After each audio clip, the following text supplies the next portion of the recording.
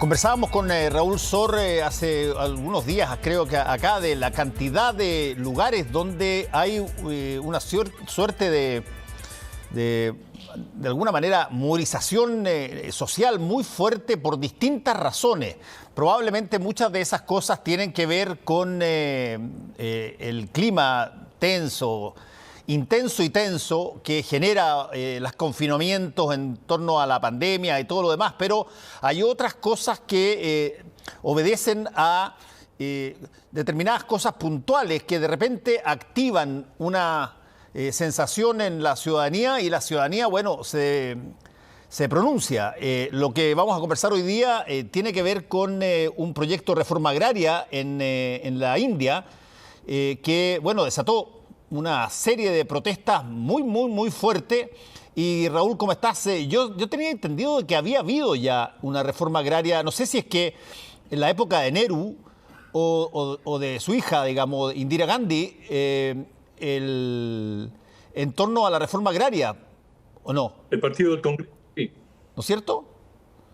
Sí, hubo una reforma agraria. Esto lo que están proponiendo son una serie de reformas. No es una reforma agraria, no es una redistribución de tierras, no es alterar la propiedad de la tierra, sino que Narendra Modi, el primer ministro, está proponiendo una reforma que va a facilitar el ingreso de grandes empresas al campo.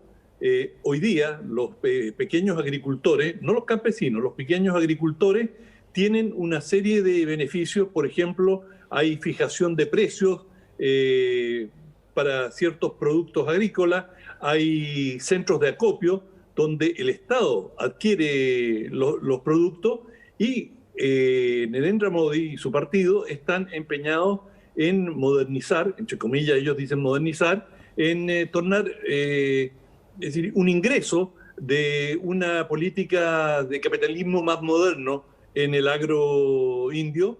Y esto es visto por esta gran cantidad de agricultores, de pequeños y medianos agricultores, como una amenaza muy grande. Hay que recordar de que el 40% de la población en India es rural, de manera que el peso del campo en India es descomunal.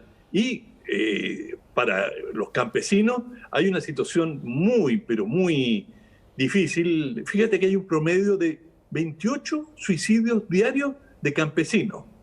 Y eso, a lo largo de 20 años, suman 320.000 personas, campesinos que se han suicidado porque, ya sea por los monzones, las lluvias, las inundaciones, malos precios. Es decir, es una capa muy desprotegida de la población, y hasta ahora han tenido cierto beneficio, cierta protección del Estado. Y eso, las reformas que está proponiendo Narendra Modi, terminarían con esto, y los pequeños campesinos dicen esto nos va a dejar a merced del mercado y de las grandes empresas que pueden ser nacionales o extranjeras, van a hacer con nosotros lo que quieran. Bueno, Narendra Modi dice, lo que yo quiero es modernizar el sistema y hacer bajar los costos de los productos agrícolas, de manera que esto va a beneficiar a toda la población.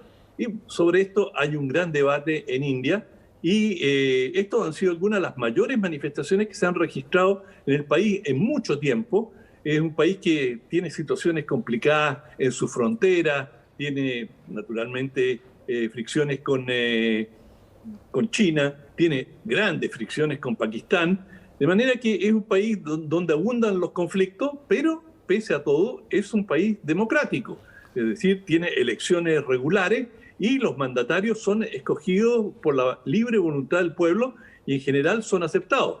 Y bueno, ayer hubo una manifestación, eso que vemos ese fuerte que veíamos en el fondo, se llama el Fuerte Rojo, me tocó visitarlo. Se llama Fuerte Rojo porque el ladrillo es rojo, no por razones políticas. Yeah. Y allí eso es un lugar muy sensible, muy delicado, y el hecho que los manifestantes entraran allí rompió una barrera de civilidad y crea una situación difícil entre el gobierno y los manifestantes. Claro, hay que también recordar, Raúl, que estamos hablando del segundo país más populoso del planeta, digamos, y por lo tanto cuando le ponemos porcentajes a eso, automáticamente son números gigantescos. Cuando tú dices el 40% funciona y vive de las tierras rurales, de las zonas rurales, estamos hablando de, estos son cerca de mil millones, casi 1.100 millones de 1.400, estamos hablando de 560 millones de personas. Exactamente, estás hablando de una cantidad gigantesca de gente. Tanta gente como la que vive en toda América Latina. Para que tú veas. Y por lo tanto, la India de tanto en tanto, cada una de sus explosiones sociales desatan una serie de cosas en los alrededores, porque sigue teniendo una situación bastante delicada, dependiente con Pakistán histórica, donde incluso durante mucho tiempo hubo tropas chilenas que ayudaron ¿te acuerdas tú que había una suerte de una línea de demarcación? Exacta, una línea de demarcación donde diversas tropas de distintos países que bajo el alero de las Naciones Unidas garantizaban que no se produjesen grandes problemas entre India y Pakistán. Entonces, cuando se movilizan en esos países, es mucha la gente que sale. Tres guerras ha habido entre India y Pakistán, y ahora han tenido fuertes fricciones con China, de manera que la situación fronteriza, pero India es un continente, de manera que no está, y hay muchas minorías, hay muchos grupos, de manera que no es raro que exista conflicto. Lo raro es que tengan un sistema democrático operativo, y con razón se dice, es la mayor democracia del mundo, y es difícil de explicar cómo han logrado preservar este sistema democrático, lo que habla extraordinariamente bien de la cultura cívica de los indios. Pero este conflicto es un conflicto muy, muy central, porque no te olvides que el insumo más importante de la población son los insumos agrarios, de manera que si algo funciona mal en el campo alimentar, a las cantidades de indios, es decir, tener comida para 1.400 millones de personas, si no son capaces de abastecerse, es decir, estás pensando en convoyes de buques con grano o con lo que requieran, y eso es muy difícil de obtener. Por lo tanto, esto es jugar con fuego. Los chinos lo saben muy bien. El gran salto adelante fue el empeño que hicieron los chinos por una industrialización acelerada. Descuidaron el campo y descuidaron la producción agrícola, se le murieron entre 10 y 20 millones de personas de hambre. Eso son las consecuencias que te puede traer una mala política agraria. Hay una película que yo la encontré bien impresionante, que se llama Tigre Blanco, en Netflix creo que está, está toda, es una película india. Y es una película sobre India y bueno, hay un drama, no voy a hacer ningún spoiler, pero es tremendamente interesante de observar y tú ves todas las cosas que eventualmente se puede tener en común con otra sociedad en función de los problemas relativamente cotidianos que cada país tiene y ciertas cosas que tú dices, estas cosas solamente pasan ahí.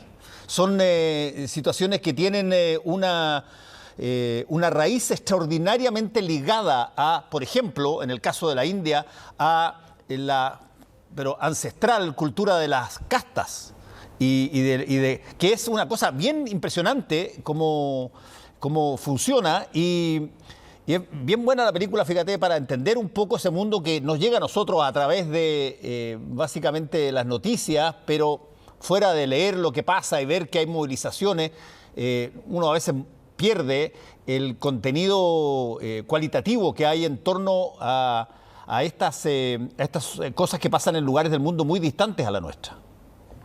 Claro, yo te decía 28 suicidios diarios de campesinos, probablemente campesinos pobres, peones, pero también campesinos medianos, es decir, gente que no puede pagar sus deudas, que le van a embargar las tierras y prefieren suicidarse.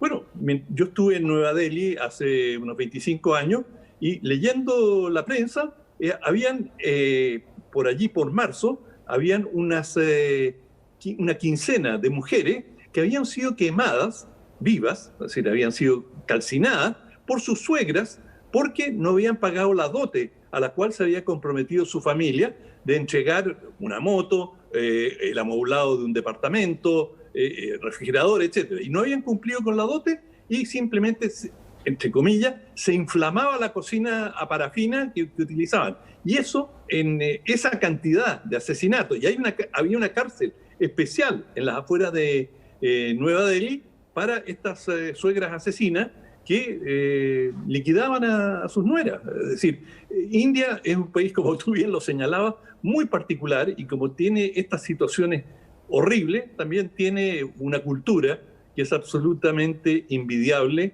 y milenaria.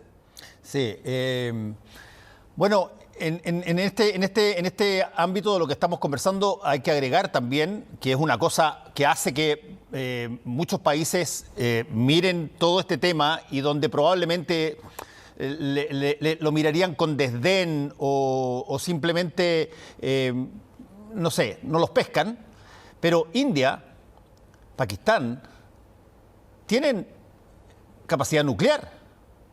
Y esa es una cosa que, ¿te acuerdas tú? Durante mucho tiempo, y lo conversábamos antes en otros despachos, en otros años, había toda una preocupación muy fuerte de quienes estaban en el club atómico, en el club nuclear, por tratar de impedir que llegaran más países que tenían capacidad eventualmente de contar con energía nuclear. Y Pakistán y la India eran los que estaban ahí todo el tiempo golpeando la puerta. Sí, claro, la campaña por la no proliferación nuclear. Y en esto India ha cambiado mucho con el gobierno de Narendra Modi, porque tradicionalmente, históricamente, India fue una aliada de Rusia y obtuvo mucho de sus desarrollos de Rusia. En el campo militar, lo fundamental de su arsenal provenía de Rusia, pero últimamente con Modi fue virando y se ha ido volcando hacia Occidente y específicamente a Estados Unidos.